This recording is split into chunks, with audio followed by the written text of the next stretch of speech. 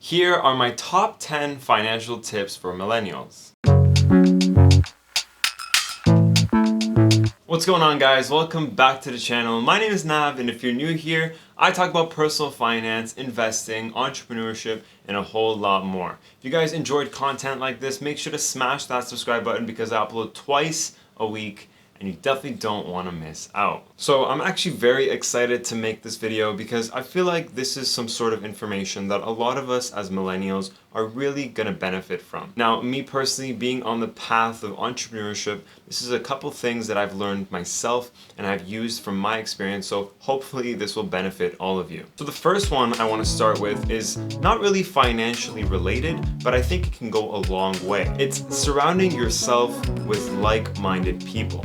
Now, what I mean by this is that if you're hanging out with 9 of your friends and they all go clubbing every single week, well, you're most likely going to be the 10th person. And so what I really mean by this example is that if you're surrounding yourself with 9 people who think exactly how you want to, being self-driven, motivated, want to start a business, want to be successful, have big goals in their life, well then, of course, you will be the 10th one as well. And so it really comes down to pushing each other, feeding each other motivation, pushing each other to their limits, and striving to success together. It's always a little bit more difficult when you stand out in your friend group and you don't really have someone to speak to if they don't think like you, right? And so what I highly recommend is to always try to have a network, a group of friends that think alike, have very similar goals, and want to strive for success together. This will eliminate majority of your distractions on your journey and honestly will make things a lot easier for you. And so what's next? Tip number 2 is setting your short-term and your long-term goals. Now, of course, every influencer says this online, but the reason why is because it's so powerful. This is one of the most powerful tools you can use as a millennial, as an entrepreneur, whoever you are, even if you're an elderly person, as long as you have goals, then you're working your way towards something. Now, more importantly, setting your goals is really going to help you keep on track. Now, what I usually recommend is having weekly goals, monthly goals, and even yearly goals. So if you want to be moving out of your parents' house in the next 5 years, then that is a goal. If you want to make $5,000 in the month of August, well then that is a goal. If you want to buy your dream car by next year, again, that is a goal. So as long as you have the envision in mind, you have something you're working yourself towards, well then that is really just going to keep you pushing. What I always recommend is writing these goals down. And if you're a visual learner like myself, well then changing your phone wallpaper is something so simple, but it always keeps me personally on track. So if I have a dream car that I want to purchase, well then I'll put that car right on my phone wallpaper or even my computer wallpaper. And trust me guys, this really keeps you focused. It keeps you reminded of what you're working towards, and that's really going to help you throughout your journey. This leads us to tip number 3, which is diversifying your income. Now, what I mean by diversifying your income is that you want to try to have at least more than one source of income. Now, of course, one of the main popular ones, and it's usually what we all have, is earned income. It's income that you're working for. It's, whatever you're doing on a daily basis, whether you're working retail and 9 to 5, or maybe you're even self-employed, your earned income is what you're working for.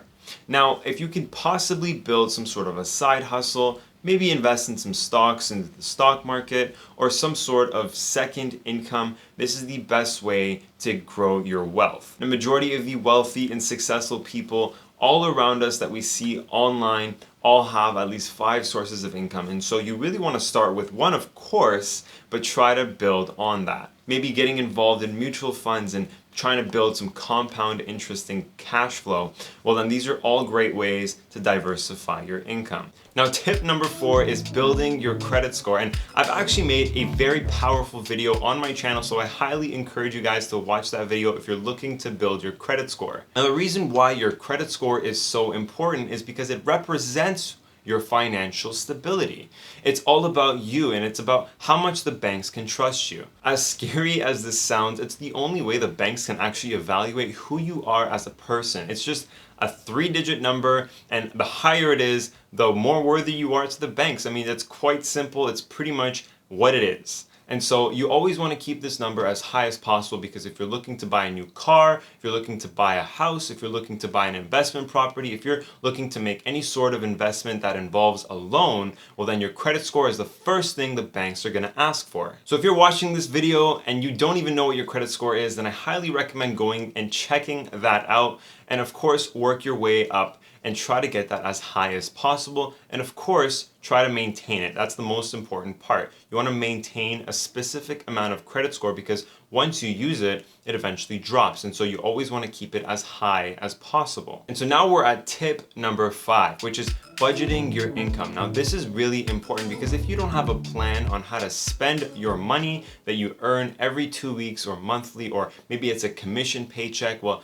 you're going to be all over the place, and you need to be organized with your funds, or the next thing you know, you don't know where all your money went. And so I'm actually going to be pulling out my phone, and I'm going to be sharing with you guys a specific structure that I follow, and I get paid mostly on commission. So I don't get paid every 2 weeks or every month. I mean, but when I get paid, I get paid. It's whenever I close a deal. And so this is what my commission structure is. And so whenever I get paid, this is what I do. So my first 50% is aside for all my expenses, whether it's rent, my car, my insurance, gas, whatever I have. This is a mandatory spend that I have no choice but to do. The next 20% I put aside for taxes. That way I'm not getting chased by the government. I have my taxes aside and they're ready to be given back, so I'm clear. The next 10% is set aside for having a good time, whether I'm going to the movie theaters, restaurants, going out with some friends. This is money that I put aside. Now, of course, I don't want to spend the whole 10%, but if I have to, it's there. But if I don't, again, this is going into my savings. The next 10% is allocated specifically for my savings. So this is money that I don't touch. I put it in a TFSA account and I let it compound with the mutual funds. And so I'm trying to make more money with the money that I earned from work. The last 10% I spend is reinvesting back into my business. Now, if you don't own a business, maybe you should use this money to reinvest back into a side business, something that maybe you can build on the side. Passive income, some sort of business that can make you money while you sleep, or maybe when you finish your work, you have something to build upon, whether it's some sort of online platform or anything that's going to be making you more income. So this is the 10% that I pretty much play around with and try to make more money with. The next one is quite simple, but being younger, it's a little difficult once you get your hands on a credit card, but it's actually keeping your debt low. Now, it's very easy to spend money, of course, especially when it's on your card or it's on Apple Pay and you just simply tap your phone.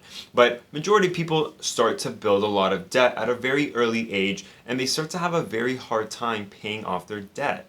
Now, your debt can really slow down your path to success, so always recommend trying to keep your debt as minimum as possible. Now, of course, if you do have student loans, now this is a very different type of debt. I always recommend paying off your credit card debts and any sort of loans you have first, because credit card debt is extremely high in interest, and so costing you a lot of money to owe back these credit cards, whereas if usually student loans are typically low interest. And so if you do have credit card debt, I highly recommend paying this off first and then working your way towards your student loans. Tip number 7 is opening up a TFSA, and if you're from Canada, this is perfect for you. It's actually called a tax-free savings account. And so what a tax-free savings account is it's pretty much an account that has access to the stock market, and it's completely tax-free. Now, I don't want to get too in-depth on this specific topic because it is quite complicated. And so if you guys are interested in this topic, make sure to let me know in the comments down below, and I'm more than happy to make a video on this as well. Now, tip number 8, this is very important because it actually costs you nothing. It's completely free, and it's growing your knowledge. Now, what I mean by growing your knowledge is if you're trying to be successful, if you're trying to be driven, if you're trying to be motivated and to build a business and you have goals that you want to pursue, well then it's all about building your knowledge. I mean, it really depends on who you are as a person. If you don't enjoy reading books, that's totally fine. There are different ways to learn. I mean, we're all different, right? So me personally, I'm more of a visual learner, so I spend majority of my time watching videos on YouTube, learning new things. And then there's other types of people where they enjoy reading books instead. And so find out who you are as a person. And if you don't like reading books, well, then that's totally okay. That is not the limit of growing your knowledge. There's a bunch of other ways to grow your knowledge. So one of the things I always recommend is that if you do ever have spare time throughout your day, even maybe 1 hour a day is enough time to grow your knowledge. A great platform like YouTube where you're watching a video of me speaking to you, helping you with your financial tips is a great way to grow your knowledge. And so after this video, I highly encourage you to go scatter around YouTube, find out some of your favorite YouTubers who are feeding you positive information that's going to help you grow, and this will definitely take you to the next level. Tip number 9. Now, I actually learned this the hard way, and so I'm very happy to share this information with you guys, but it's actually eating out a lot less, and try to keep this as minimum as possible. Like I mentioned, guys, I learned this the hard way. I used to spend a lot of money on eating food that was not made at home. It was just, at restaurants or wherever they were. So I highly encourage you guys to stop spending money on outdoor food and try to make your food at home. It's gonna save you a lot of money. And I highly encourage you to go over your bank statements and check how much money that you've spent on food that was not cooked at home this month. Do it right now and see how much it was. Comment down below. I would love to hear how much you guys have spent. It's nothing to be embarrassed about. I used to spend over $500 a month on food that was not cooked at home. And so if I was to spend that on groceries, it probably would have lasted me at least 2 to 3 months. And so I'm hoping that you really take away this one specifically. Try to stop eating out. You're definitely gonna be saving a lot of money. And lastly, tip number 10 is staying positive. Now, this one is extremely important. I think this one is actually the cherry on the top, because really, if you're not positive, well, then you're never gonna be driven. You're always gonna have swings. You're never gonna be focused. Staying positive is extremely important. It's very healthy for your mindset. It's very healthy for your surroundings. And of course, it's very healthy for your future. And so guys, just stay positive, keep a smile on your face, and this will really help you enjoy the process. It's all about the process. It's all about what you do in your day-to-day. And so as long as you're staying positive, you're heading in the right direction. And that is it, folks. That is my 10 financial tips for all millennials. I hope you guys enjoyed this video. If you guys have anything to share, make sure to comment down below. But with that being said, guys, my name is Nav. Thank you so much for watching, and I'll see you guys in the next video.